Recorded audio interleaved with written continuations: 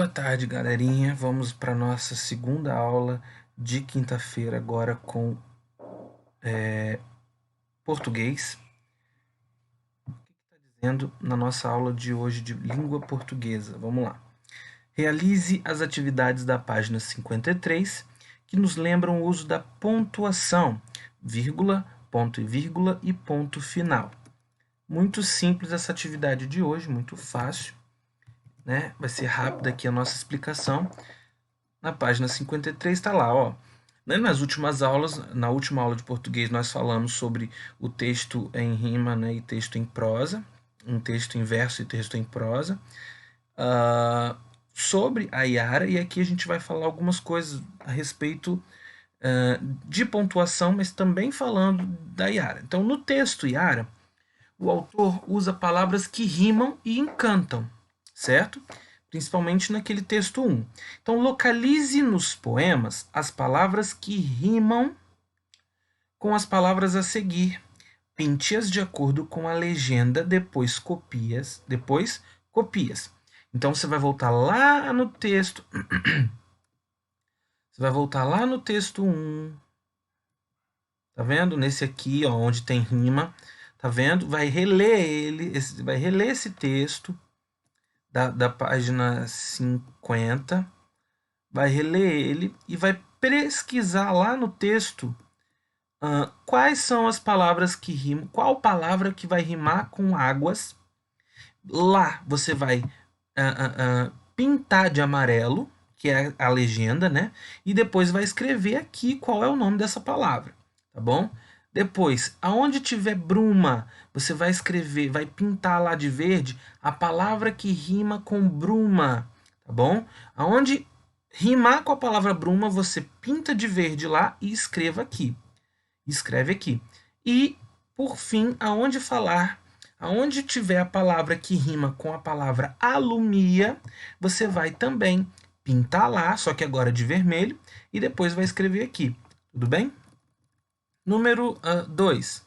No poema, há diferentes sinais de pontuação.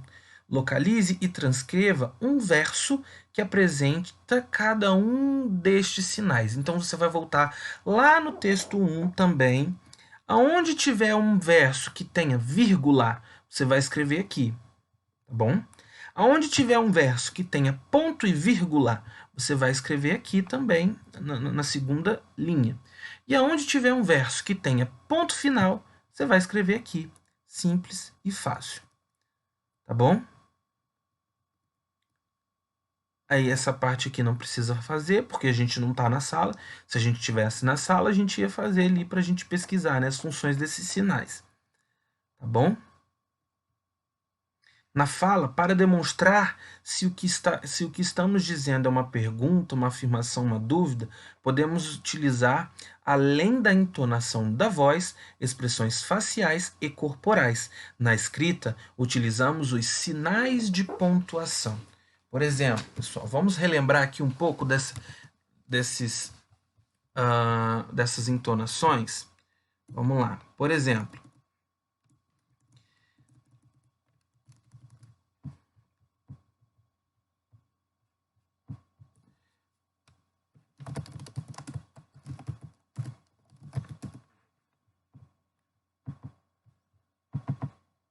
deixa eu aumentar aqui.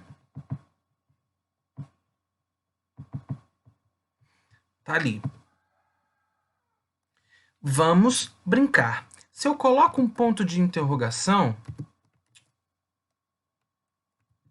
Oxi. Aí. Se eu coloco um ponto de interrogação, vai mudar a forma que eu falo. Na nossa fala, por exemplo, eu preciso dizer vamos brincar, ponto de interrogação. Não preciso. Eu só basta eu entonar, eu fazer a minha entonação de voz. Vamos brincar? Percebam, na leitura não tem como a gente, na escrita não tem como a gente fazer essa entonação escrevendo. Aí a gente então coloca o ponto de interrogação. A vírgula.